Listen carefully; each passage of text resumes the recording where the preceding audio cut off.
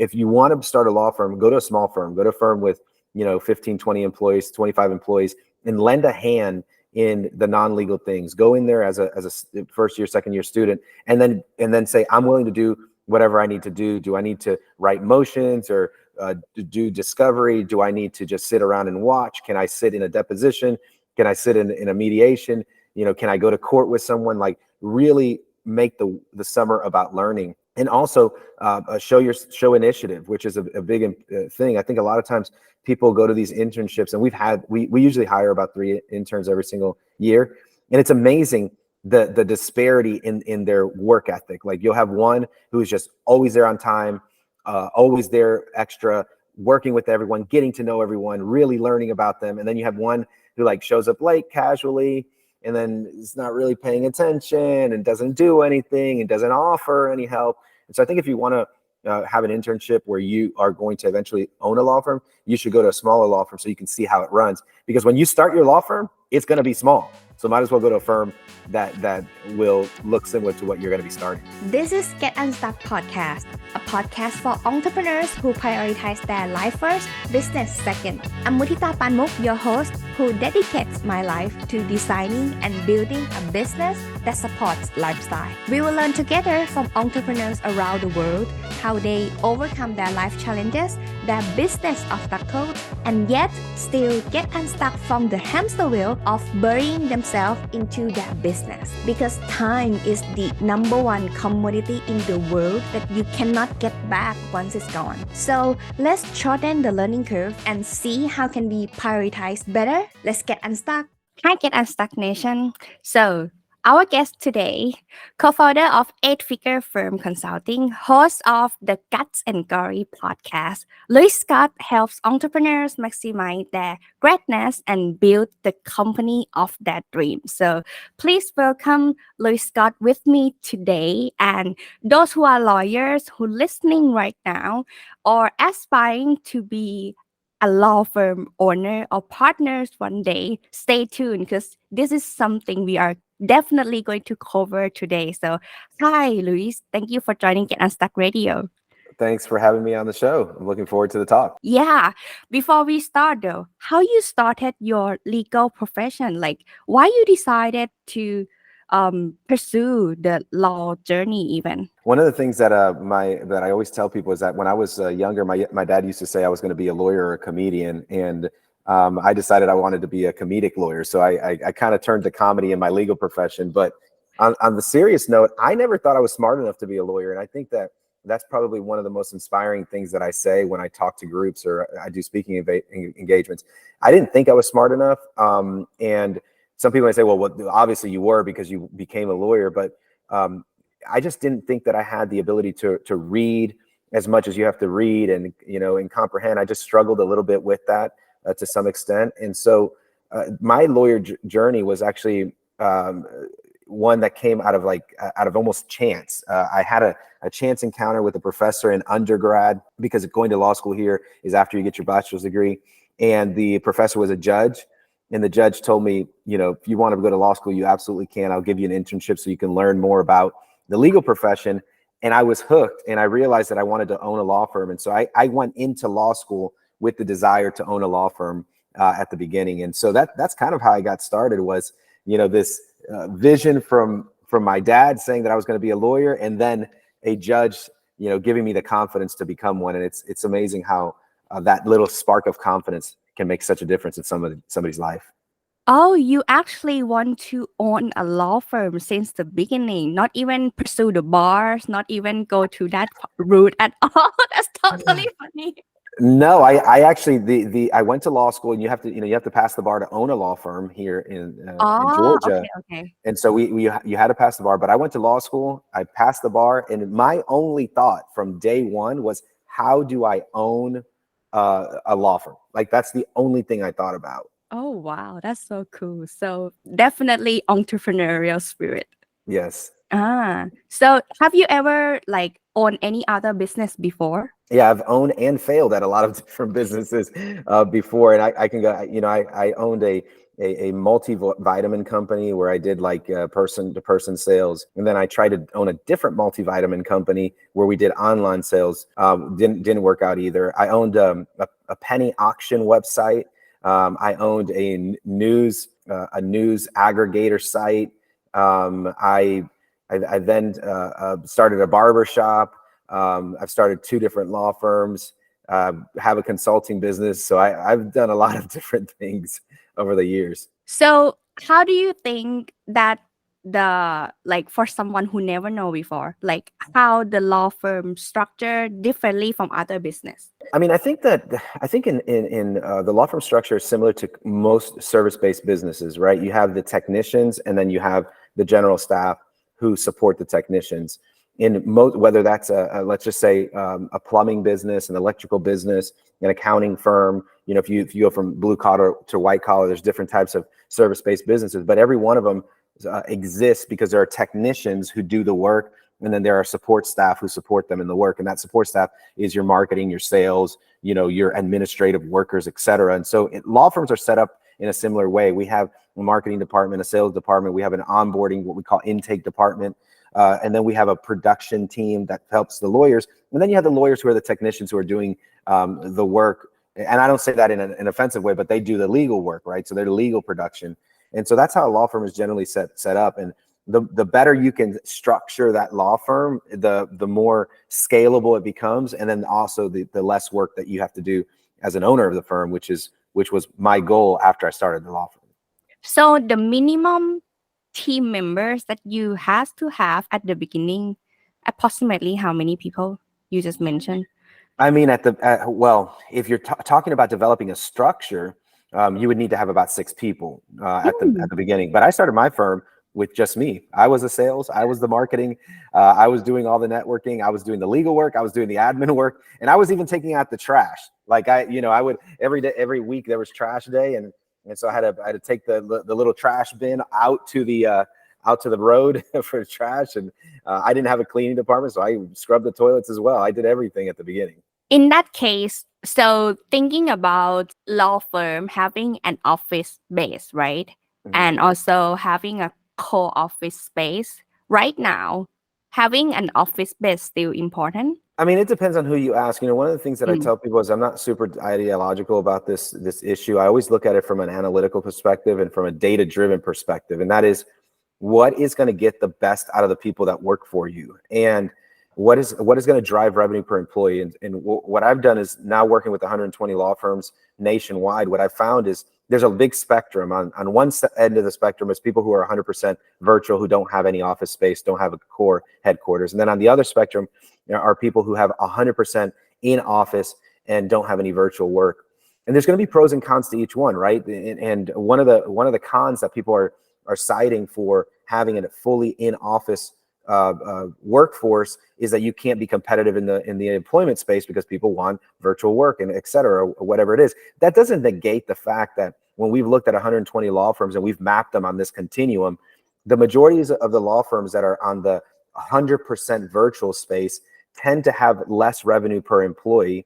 And the majority of the law firms that have most of their people in the office tend to have the highest revenue per employee. Now, there are some outliers. There are some completely virtual firms that have higher revenue per employee. And then there's some completely in-office firms that have low inefficiency and have lower revenue per employee. But if you looked at it on an entire spreadsheet, you would see virtual firms with lower revenue per employee, non-virtual firms with higher revenue per employee, and then the hybrid firms somewhere in the middle.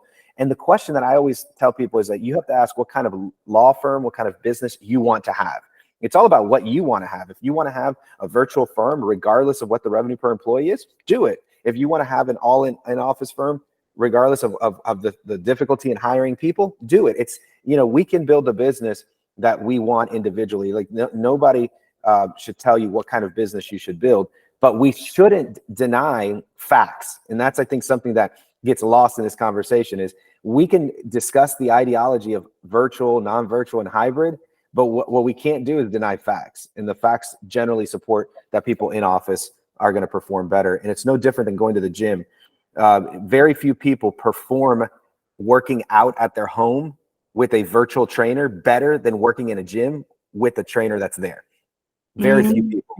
Is that also related to the specializing of the law firm as well? I mean, I think that if the question is a specialized law firm going to have going to impact? I Impact? mean, yeah, I think anything impacts. Obviously, this is one of the reasons why I say it's on a continuum, right? It's like Mm. there are some virtual firms that are pretty high up there. I mean, they've done it because they're specialized. They found really great people who are virtual and they found people who are accountable, bought into the vision, who believe in what they're doing. And I think that that's very important when you're building your business, is to have a vision and mission that people really believe in and that they want to come to work for you. And I do think, yesterday I got a text message from one of my employees who was saying that, they just wanted to let me know that they really believe in what we're building and what we're doing. And it excites them every morning. Like when you have people like that, you don't have to have them in the office because they have full belief. But again, the facts are that most people don't have that belief because most people go to work just to get money, not Mm. because they're fighting for a cause. 100%. And that's scary though, to have them on the office every day, not knowing what they think that way. Yeah, I mean, but the thing is that whether they're in the office or they're virtual or wherever they are, you need them, and you're never going to know uh, really what their intentions are. And what I have found, I'm not the type of person that believes that people are only in it for the money. I would never say that. I think people are truly hungry for a place where they find purpose and belonging. But the majority of people who don't even know what they want for their own life, how are they going to be bought into something that you want? How is somebody going to subscribe to my vision? How are they going to be bought in or believe in my vision when they don't even know what they want for their own life? And that's Mm. a lot of people, unfortunately, are in that area. I mean, there was a book that came out probably 20 years ago called A Purpose-Driven Life, and it became an international bestseller, 100 million copies sold, because people truly just do not know what they want out of life. Mm. And how's your dream companies looks like? Is the one that you are working in it on it right now? Is that my dream company? Yeah. I mean, I think that I feel the most fulfillment working in a business where I'm making the biggest impact. And it's one of those things that you have to really ask yourself is, where do I feel the most energized? Where do I make the most impact? And move in that direction. And I think a lot of times what we do is we feel energized and we feel the impact in a certain place, but because we have fear, doubt, imposter syndrome, we don't move in that direction. And I think that what I've done really well is I've just made the decision, like, I'm only going to do things that fulfill me, because I'm at a point in my life where anything that doesn't fulfill me it doesn't bring any value to my life. And so I spend a lot of time asking the question, what fulfills me? What do I want out of life? And really focusing on that. And that's where I am today. Being a speaker and an author is probably my greatest joy. And then also being, a consultant where I can help people change their life and their legacy and the legacy of the communities that they serve. To me, that just brings me the greatest joy. Mm. So going back to the time that you get to intern and got hooked up with the law degree, Mhm. um, in case anyone who's still a law student and they are like, okay, get an internship of like summer internship or something, how they should like have a mindset preparing them during the internship if they also want to be a law firm owner one day. So one of the things that if you want to be a law firm owner, don't get an internship at a big law firm, because the big law firms, all they're looking for is the school that you went to and what your grades are, and it doesn't really fundamentally say anything about who the individual is. So if you want to start a law firm, go to a small firm, go to a firm with 15, 20 employees, 25 employees, and lend a hand in the non-legal things. Go in there as a first year, second year student, and then say, I'm willing to do whatever I need to do. Do I need to write motions or do discovery? Do I need to just sit around and watch? Can I sit in a deposition? Can I sit in a mediation? Can I go to court with someone? Like, really make the summer about learning. And also show initiative, which is a big thing. I think a lot of times people go to these internships, and we usually hire about 3 interns every single year, and it's amazing the disparity in their work ethic. Like, you'll have one who's just always there on time, always there extra, working with everyone, getting to know everyone, really learning about them, and then you have one who like shows up late casually, and then is not really paying attention and doesn't do anything and doesn't offer any help. And so I think if you want have an internship where you are going to eventually own a law firm, you should go to a smaller law firm so you can see how it runs. Because when you start your law firm, it's going to be small. So might as well go to a firm that will look similar to what you're going to be starting. And after graduated, should they started a law firm right away, or they should work for other law It, firm first? I mean, it depends on how much how hungry you are, and by that I mean like physically hungry. Because when you start your law firm right away, you may not make money right away. It could be a very big challenge, especially if you don't know how to generate business.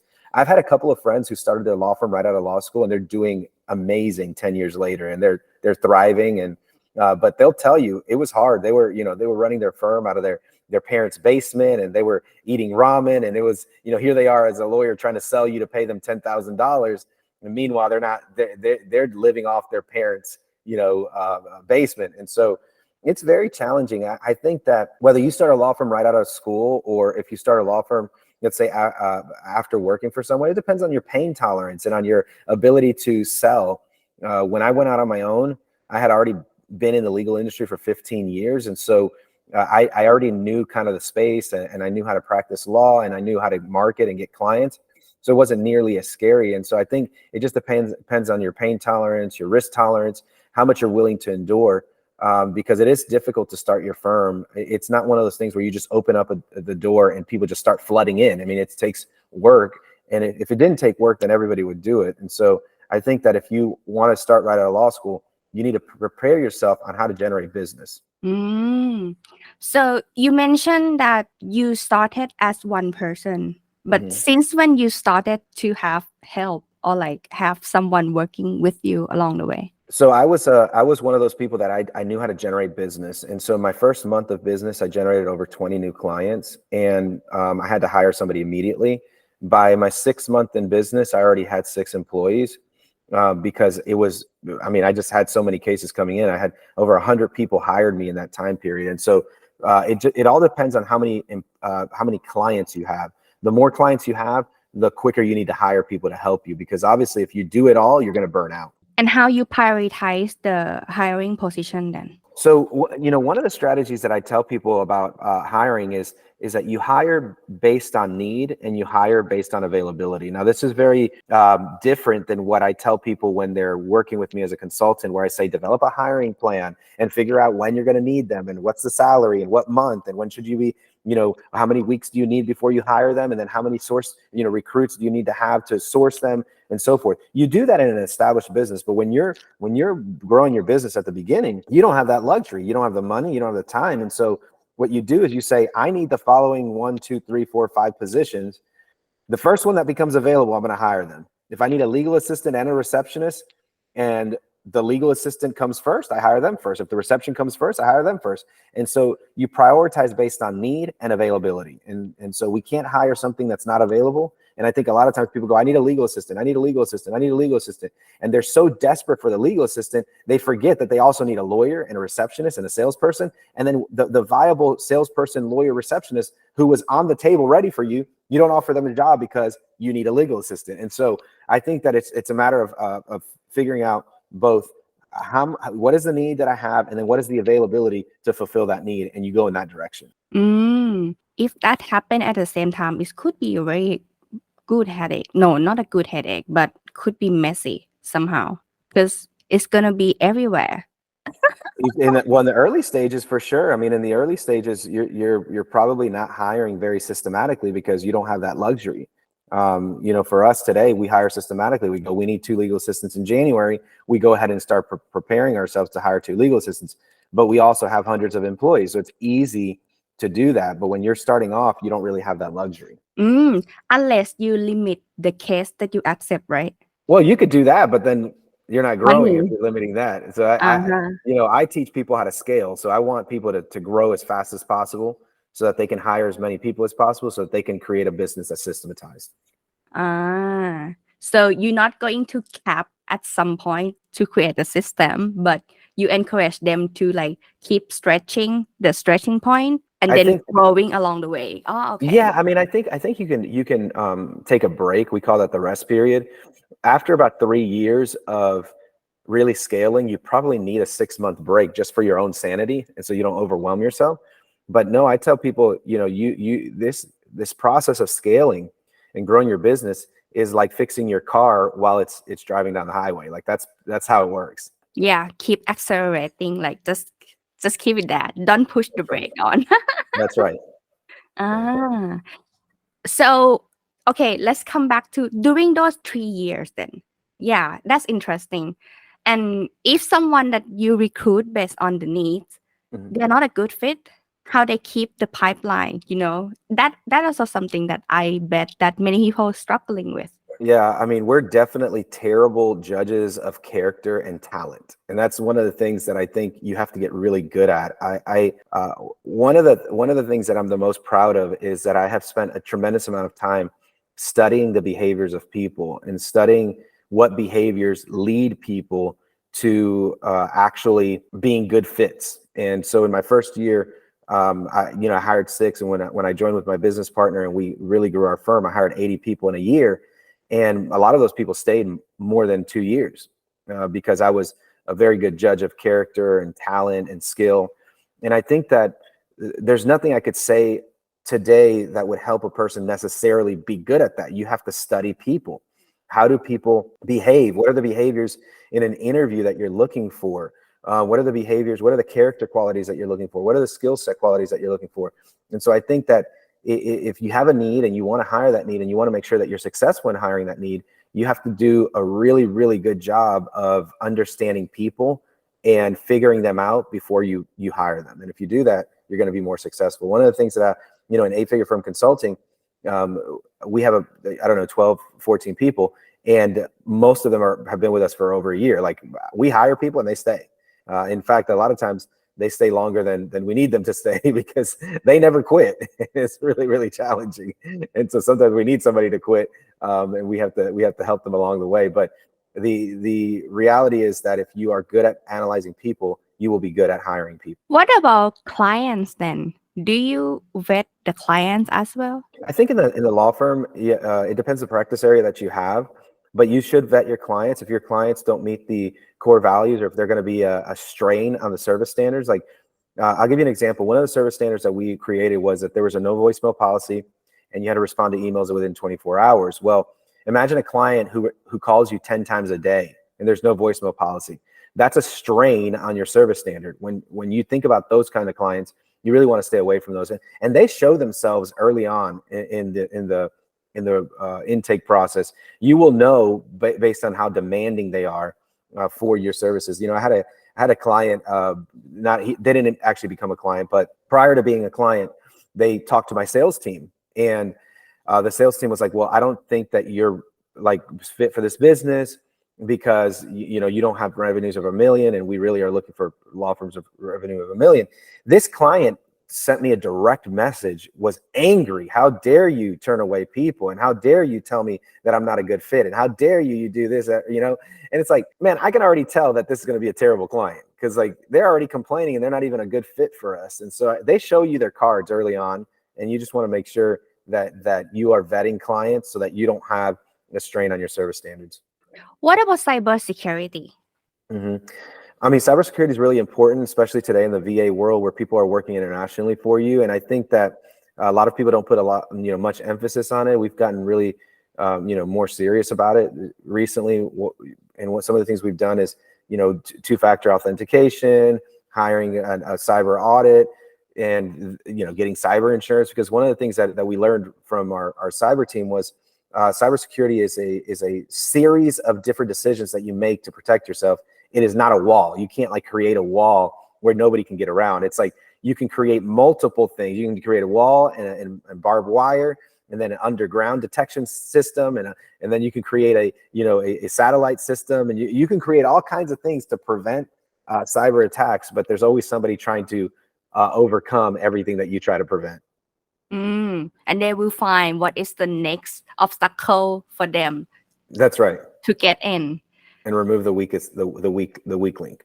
And the bigger your company is, the more that they want to attack you. Yeah, because and all the clients is all sensitive things.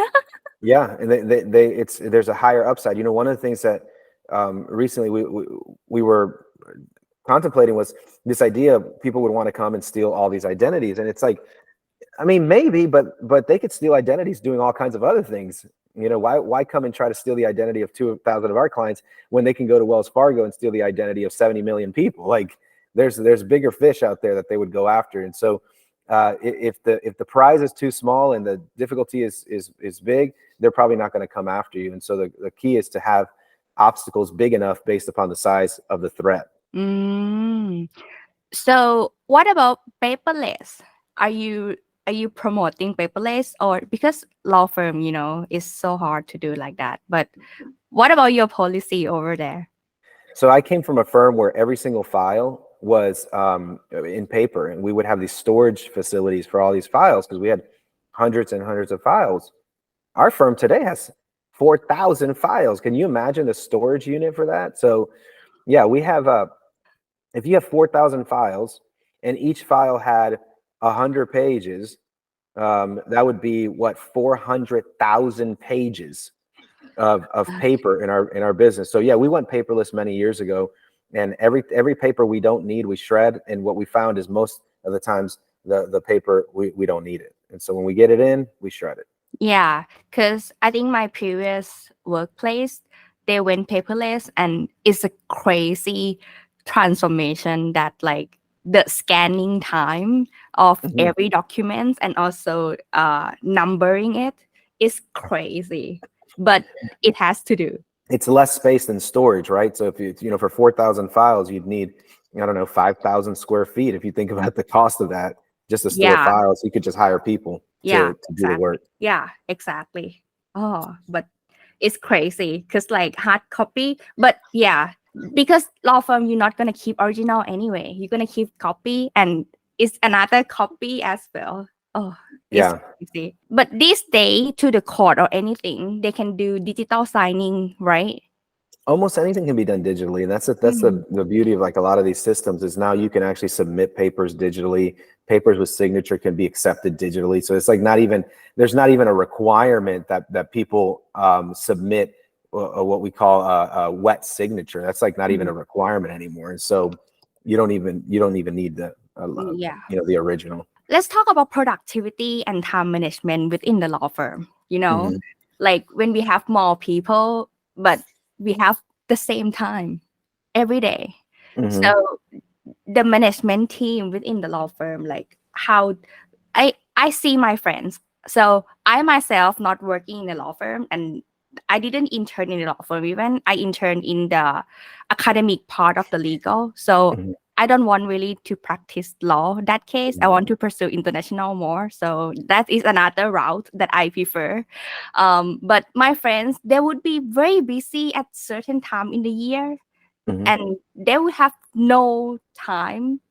I mean, like totally free time available at certain times. That's what I have seen in Thailand, at least. But for the partner and like the higher management level, it seems to be that they're busy all the time, even on the weekends. Like I don't see they stop handle their phone. Well, one of the problems that a lot of high octane lawyers have is that they're workaholics. But I don't think that as a business owner that's even necessary. I think that you could build a business where it functions without you, and you could really reduce the amount of time that you're spending working. And that was something that I was really proud of, is that as I was building my team, I was working less and less and less, which allowed me to start 8-Figure Firm Consulting, which was one of the reasons why I was able to start it. And so I think that when you see people who are rising in the ranks and they're building more, they're probably very bad at delegating, or they're workaholics. And so I always tell people, just if you find yourself more overwhelmed the bigger your business gets, it's probably you're the problem. You should be delegating more, and you should stop being a workaholic, and you'll find that you have free time. So you have to start saying let go more. You have to say no to a lot of things. Exactly. Is that important? That do you need to see yourself? How do you want to position yourself in a law firm as a leader of the firm, like owner? Like how do you want really to act in your own firm as the end goal? I mean, the thing is, everything's about vision and visualization. And so whatever you want your life to be like, you have to visualize it, and you have to create a vision around it. And that includes your work life, your vacation time, the amount of hours you're going to dedicate to anything. It needs to all be incorporated in your life. And so I think it's really, really important that you set up the life that you want when you're an entrepreneur. And I think that a lot of people have a difficult time with this is because they see social media that says, that they should be grinding. And yes, you should grind in the early years, but you should eventually be grinding yourself into a position where you don't have to grind, because you shouldn't have to grind for the rest of your life. 100%. You shouldn't. Mm-hmm. Yeah. You should have a goal that you already works towards that and you hit it. Mm-hmm. So do you think how the dynamic of like the scaled law firm should looks like on day to day? Like how the dynamic would like the momentum would looks like normally? Fast paced or actually systematic? I mean, it depends on what kind of firm you're building. If you have if you're building a firm that's growing 5-10% a year, it's not going to be very fast paced. It's going to be routine, monotonous kind of work over and over again. But if you're trying to build your business that's growing like some of my clients, 50, 60, 70, 80%, it's going to be fast paced. There's going to be a lot of chaos. There's going to be a lot of disruption. There's going to be a lot of change, and you just have to be able to focus on that. So the day-to-day of any business, whether it's a law firm or anything else, is highly dependent on the scale of its growth. And so the more the business is growing, or the faster the business is growing, the more, I would say, chaotic the business is. So what are the key that we should focus when we prepare for scaling then? I mean, as an owner, the only thing you should be focused on is marketing and sales. Marketing and sales, that's all that matters. That's the lifeblood of the business. You should be focused on getting business, keeping business, selling business, getting business, selling business, keeping business. That if you focus on that, you'll figure everything else out. But for at least the first 3 years. Yeah, or even more. I mean, if you have clients, you can figure out everything else out. If you have no clients, there's nothing to figure out. Yeah, of course, because we have nothing to work on. That's right. What about the company culture? Because right now, okay, we are at the point where we have team, we have clients. So what are the company cultures that you think every law firm should have? Company culture is a very tricky thing, because depending on who you talk to, they will tell you that they want their company culture different. Some people want their company culture to be a family. Some people want their company culture to be a team. Some people want their company culture to be this, obsessive improvement at all costs. Some people want their company culture to be a growing culture. So everybody wants a different company culture. The culture that works best for you is dependent on your goals. And for me, my goals, I'm a family man, so I like seeing my wife and kids. I like being at home. I like having a social life. One of the things that I take the most pride in is that I have a lot of friends. I like being available and accessible to my friends. And so I want a company culture that reflects that. I have some employees, they travel like a lot, like 10 times, 15 times a year. That's the culture that I want. And that's the culture that suits me, because when I take vacation, I don't want anybody to worry about my vacations, because I don't worry about yours, so you shouldn't worry about mine. My EA just recently took a 2-week vacation to Europe, and the only time I messaged her was to, I see how she was doing and how was the trip and what's your favorite part and so forth. So that's the company culture is always about the kind of lifestyle that you want. And some people want a company culture that is, hardcore. Elon Musk said, if you're going to work for me, expect to work long hours. Like, that's the company culture he wants. I don't want that company culture. So it's all about you. Mm-hmm. So in case anyone want to start a law firm and also scaling a law firm, where can they work with you or find you then? Yeah, if you want to learn more about what we do, luisscottjr.com, LuissScottjr.com.